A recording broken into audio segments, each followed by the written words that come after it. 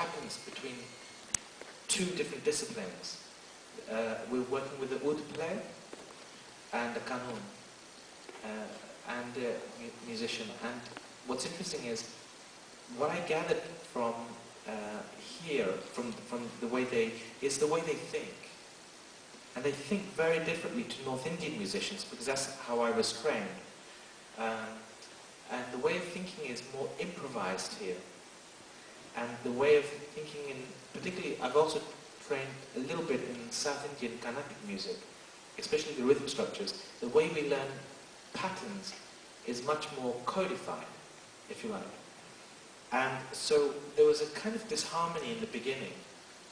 But it was fascinating for me, because I would say, okay, write it down, 3 times this, 2 times that. Yeah, okay, tomorrow you'll be fine. Tomorrow comes. They do it 3 times, they do it 4 times, or sometimes 2 times. So, okay, write it down. Yeah, don't worry. By the time it comes to the show, it will be there. They refused to write it down. And I found that fascinating of how, and maybe that's the way they train, because actually it reminded me of not the way my teacher taught me, but by the way his teacher taught him. And that's where the connection was. Because the way we learn Indian music traditionally, or before me, was very much not through writing, but through watching and repeating and observing.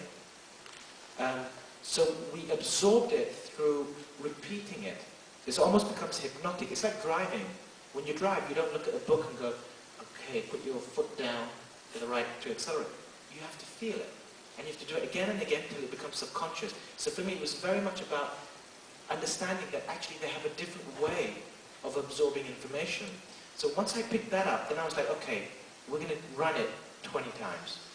Something as mad as that. So the musicians started running it again and again, and they started to absorb it. And for me, that was I think, the most interesting revelation for me in terms of process. What will happen in the result? Well, you'll have to see if it's 3 times or 4 times, how many times they repeat. But I think also it's the language thing which fascinates me. It's because Ahmed plays the oud, and he's fantastic. They're both fantastic musicians. But he speaks a little bit of English, and he translates the little bit of English to his friend. It's like Chinese whispers. So you say, something like, I came to the theater this morning. And so you say it to the next, but you say it to one person and they say, he came to the theater. Then you say it to the next person and he says, he came. So it starts to transform, he came somewhere, And so in a way there's this transformation because of language barrier. But what happens, I don't restrict it. I find it fascinating because actually what's happening is there's an organic evolution happening from my idea through my English into his interpretation of what I'm saying in English, transformed already. And then he instructs him something different. And so he plays something different. And that for me is a surprise. And so I use that in my work.